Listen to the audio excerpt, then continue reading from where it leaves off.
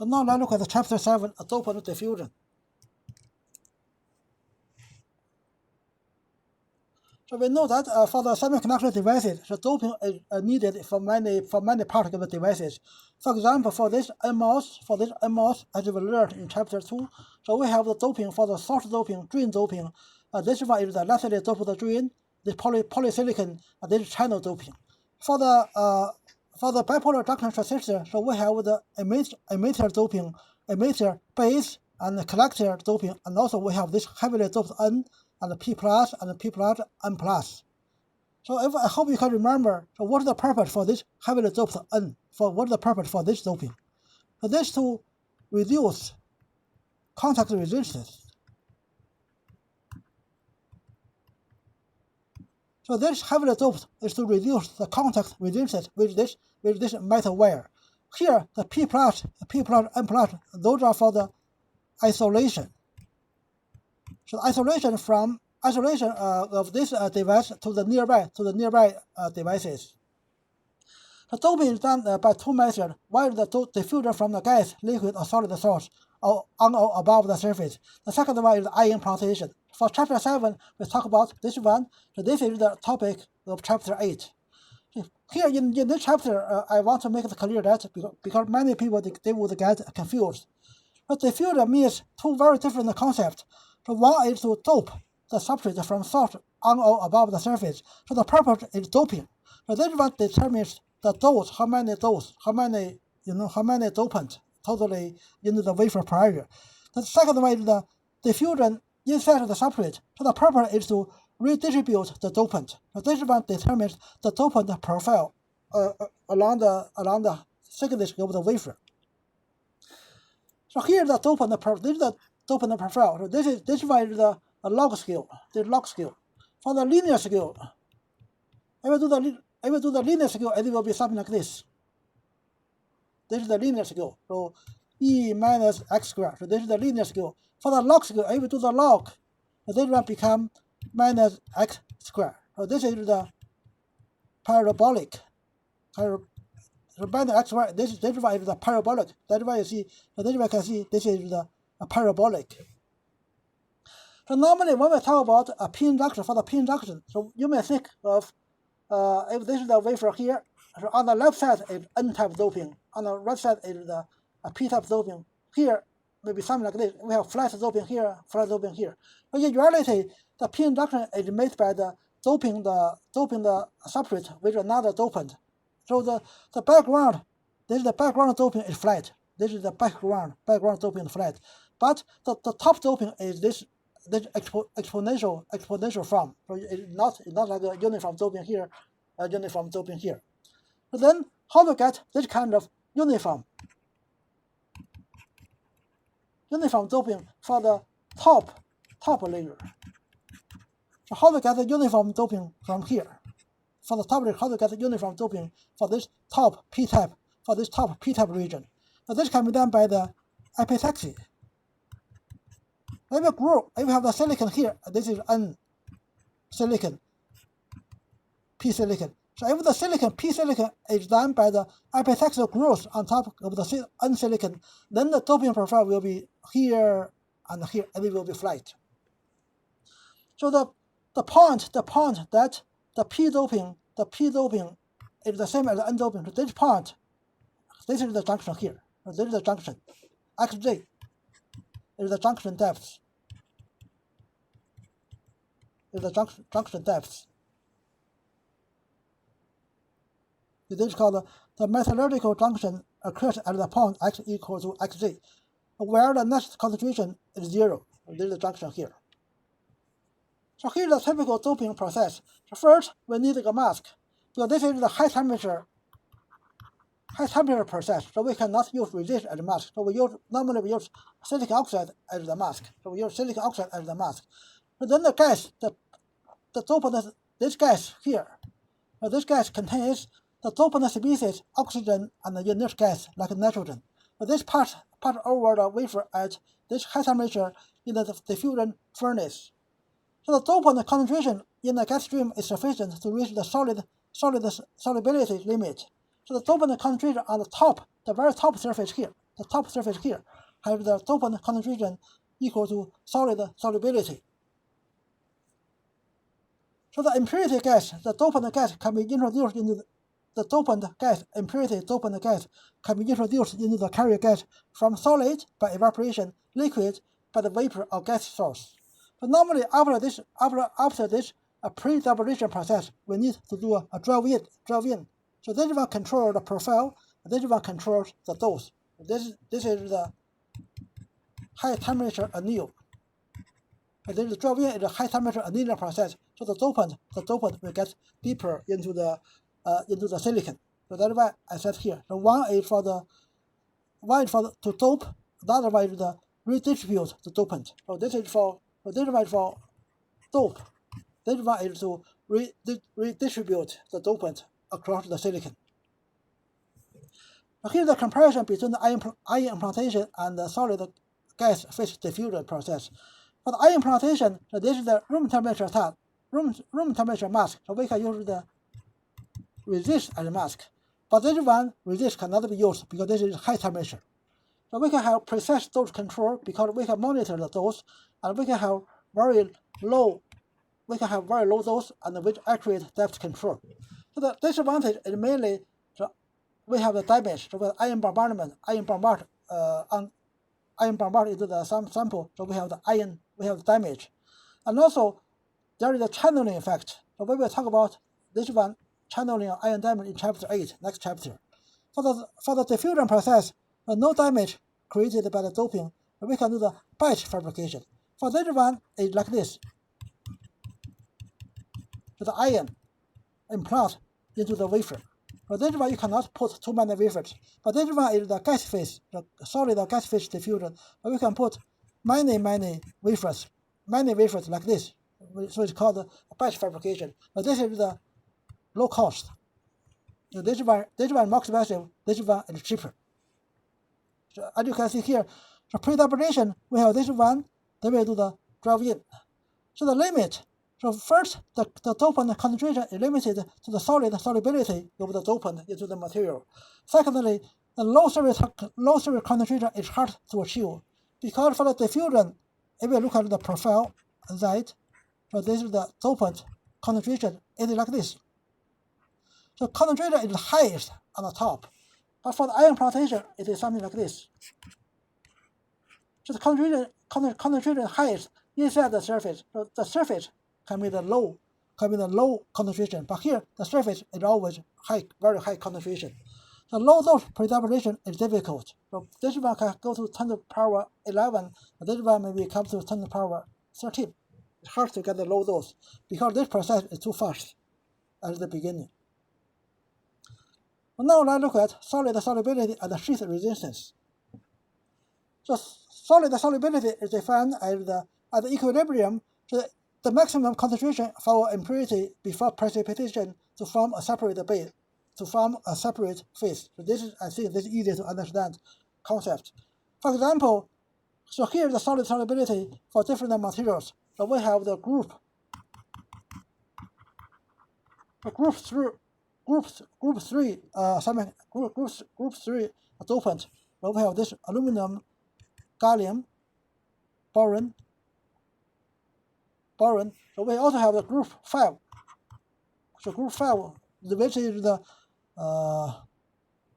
arsenide, phosphide, and antimony. So you can see here, so arsenide has the highest one, equal to 2 times 10 to the power 21. But this is pretty high because we know for the silicon, the number this is given by 5 times 10 to the power 22 per cubic centimeter. This for the silicon atom. So silicon atom, this is the number density. So this one you can see it already.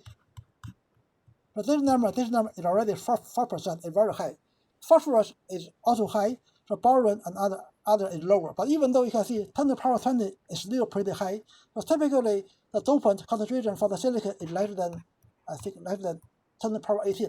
So this is already heavily doped. But not all the impurity items not all the impurity items are electrically active. So here you can see that In this case, for the arsenate, so arsenate we have very high solid solubility, and we see it's very high. But actually, the maximum electrically active dopant concentration is only 2 times 10 to the power 20. It's about 10%. So this is because, as you can see here, so this one arsenate is in a substitutional site. So this one is active. So we have silicon here, silicon here, silicon here, silicon arsenate. This one is good. But this one you can see, so we have the vacancy, and this is arsenate. So this one is inactive form.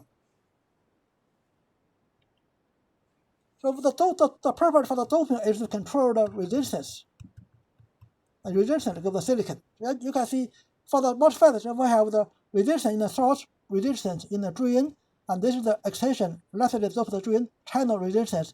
The polysilicon also resistance are in the contact, so we have the contact resistance. But this one is more complicated.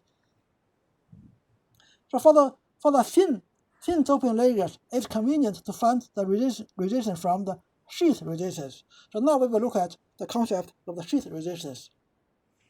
So the sheath resistance is defined as resistivity divided by Xg. So Xg is the junction depth of the film thickness. So we know that for a bulk block uniform material, so R resistance is given by resistivity L divided by area. So resistivity times L is the length, how long, A is area, which equal to W and Xg. Wxg is the area here. So then you take the Xg to the front, you have L over W equal WRS. So this one is RS, sheath resistance times L over W. So you can see it is convenient because if we look at this one, so L is the length. This is L. W is the width. So if you know the length and the width, you get the resistance easily from the sheath resistance.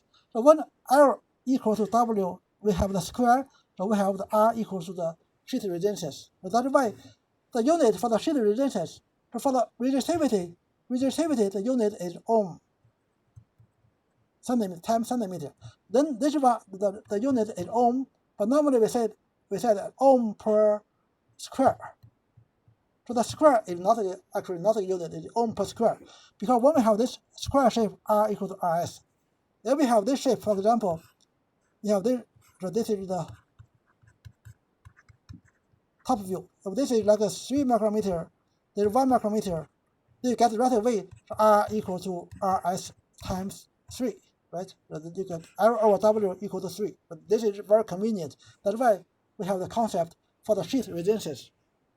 For example, for the thin film, for the case of the film, so we know about ITO, indium tin oxide. But this is the transparent and the conducting material. So we care about transparency and also we care about the resistivity. But the more convenient, we care about the sheath resistance. So I shall show you now.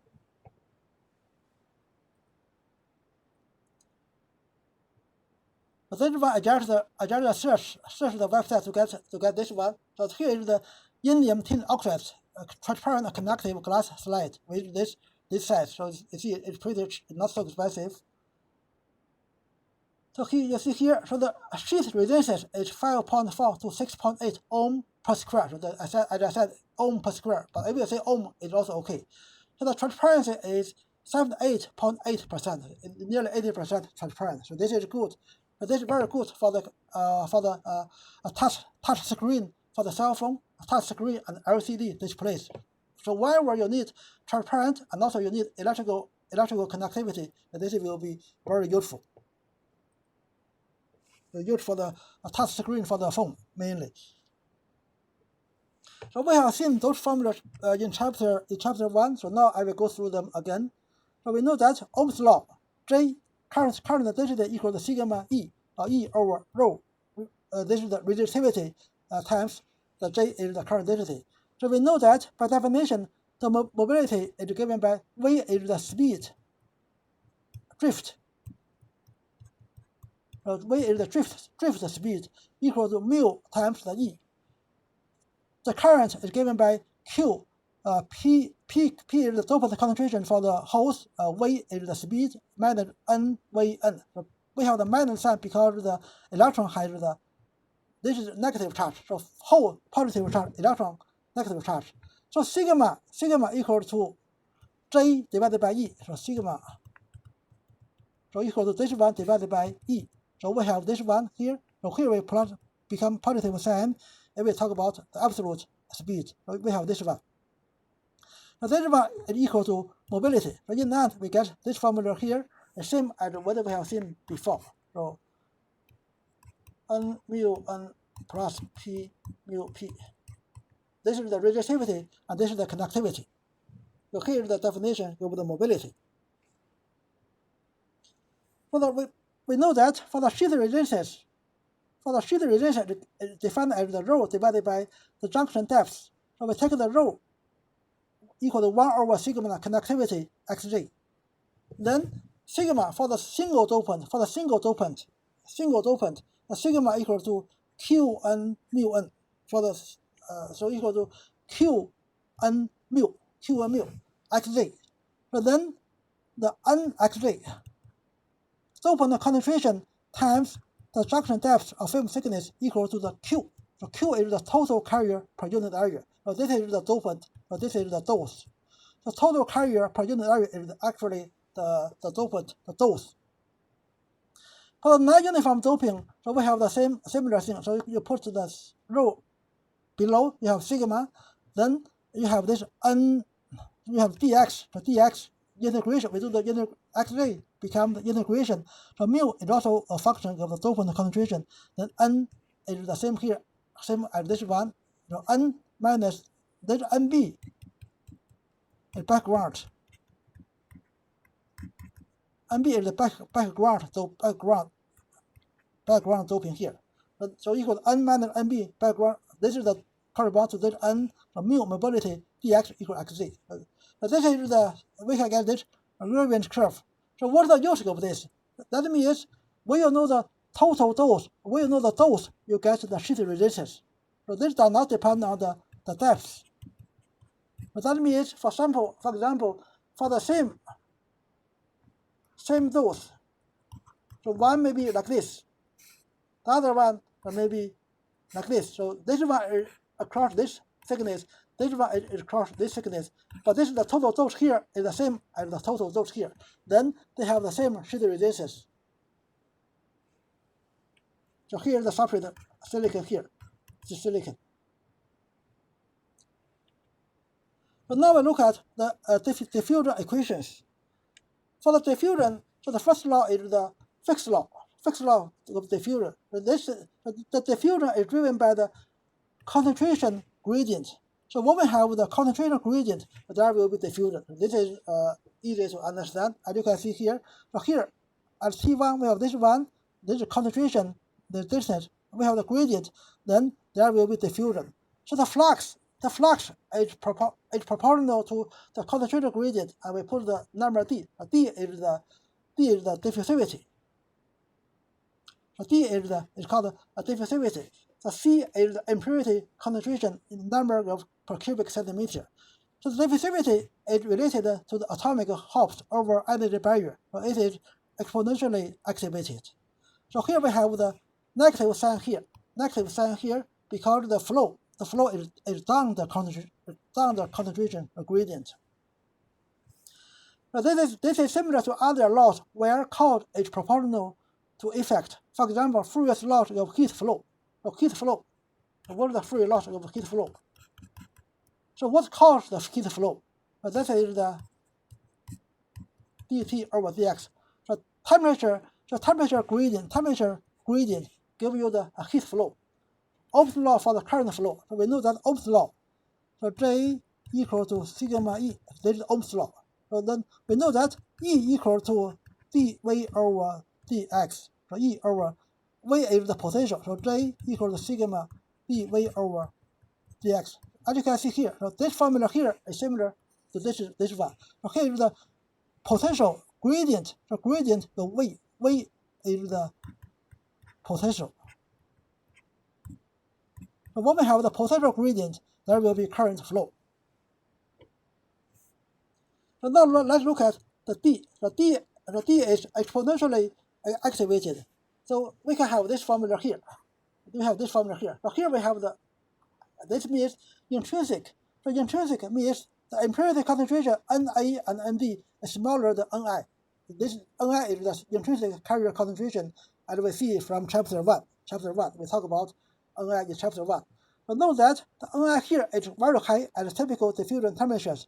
So intrinsic actually applies under many conditions. For example, at this temperature, the Ni equals to 7.14 10 to the power 18 per cubic centimeter. So I will remember from chapter 1 at the room temperature, Ni equals to 1.45 10 to the power 10. 10 to the power 10 per cubic centimeter. So it's very low. But for the high temperature, the Ni is very high. So normally it is higher than Na or Nd. Then this formula is good. So there's the D0 given by those numbers for different dopant, and EA is the activation energy is given by those numbers. I will do the log scale. Log D 1 over T, you can see. So log, this is the diffusivity in the log scale. This is the 1 over T. So 1 over T. Then we get this linear. So it's linear. So this is the first law. So now we look at the fixed second law. So now this one is also straightforward. So we consider this box. So the change in the concentration in a volume element is determined by the change in the fluxes. The fluxes in and out for the volume. So within time delta t, so the impurity number in this box is changed by C T plus delta T minus C at T times the volume. So the volume is given by A is this area and delta X is this delta X. So this is obvious. So during the same period, so we have the impurity diffused in. So we have impurity diffused in and also out. We have also out. So then the change is given by diffused in minus diffused out. So this is X here. So this one is X plus X plus delta X minus.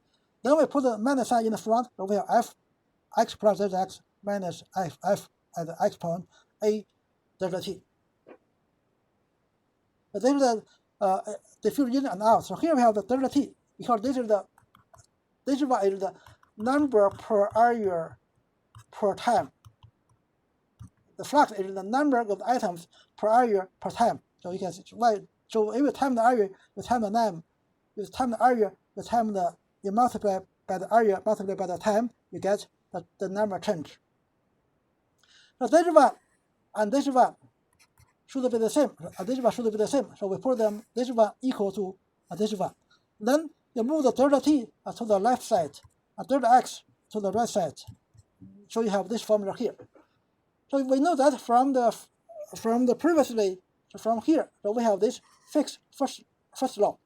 So then F equal to this one, then partial C over partial T equal to minus partial F over partial X.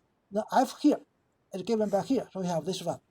So if D is constant, so then you take the D out. So you have this formula here. But this one is the formula we want to solve in the next few slides. So this is the formula.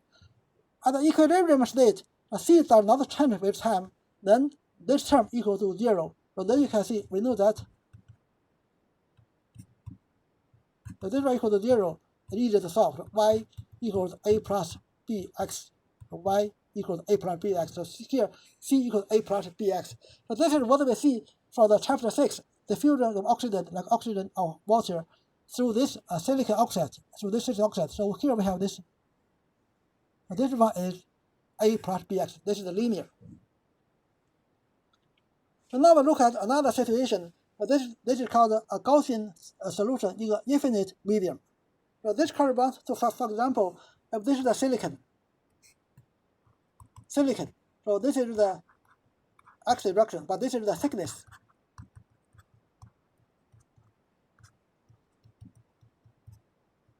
But this is the thickness direction. So this side is very big.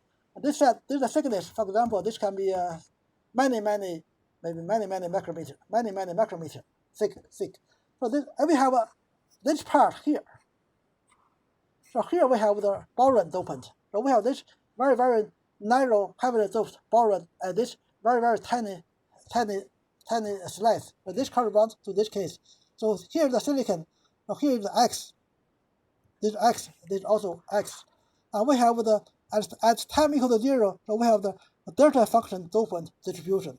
Delta function. So we have very high dose at X equal to 0 and no dose outside. You can see here.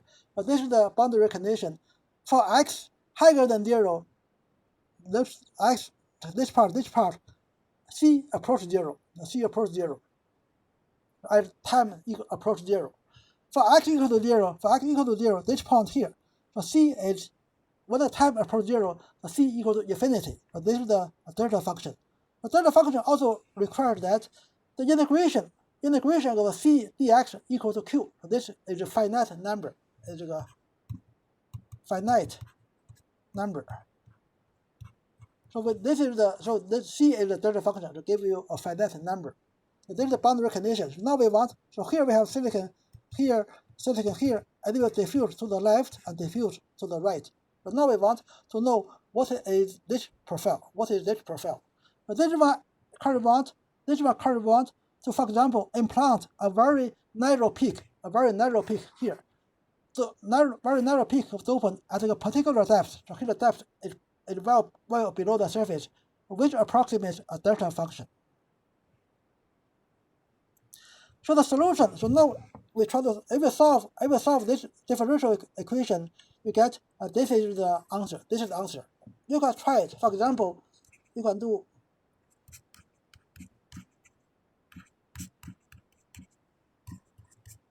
or you can do the derivation for over x squared. Then you put it in. You will see this one good answer. And now we also want to show that so the boundary condition is also satisfied.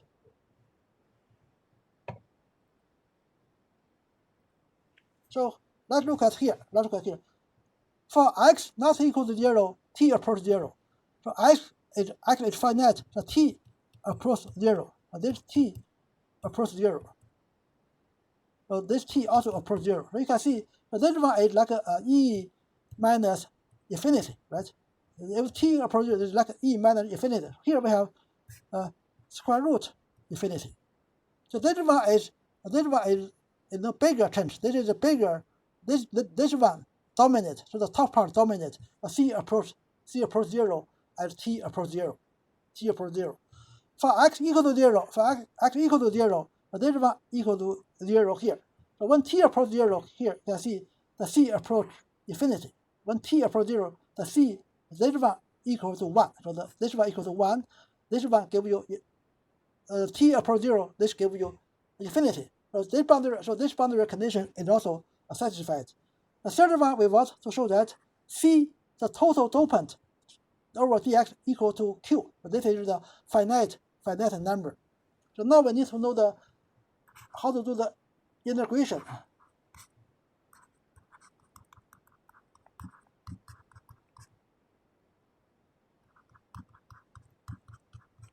From minus infinity to plus infinity. So we want to do the integration of this.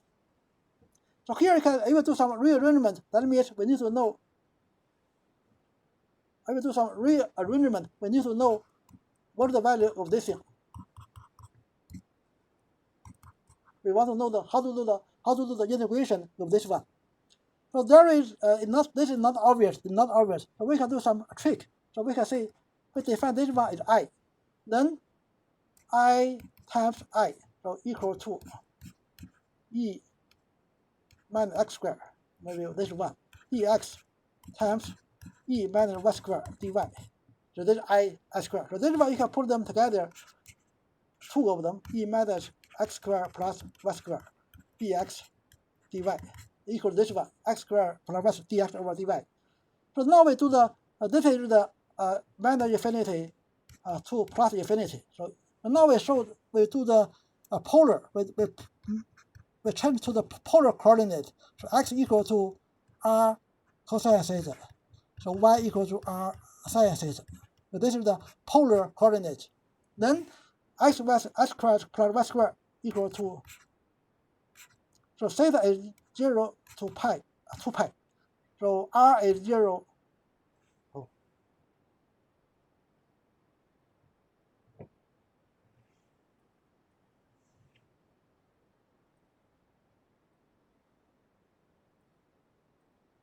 So we have this one, then x squared plus y squared, this one equal to r squared, right? So this is x equal to r squared. So we have this e minus r squared. So this one, dx dy equal to r d theta dr.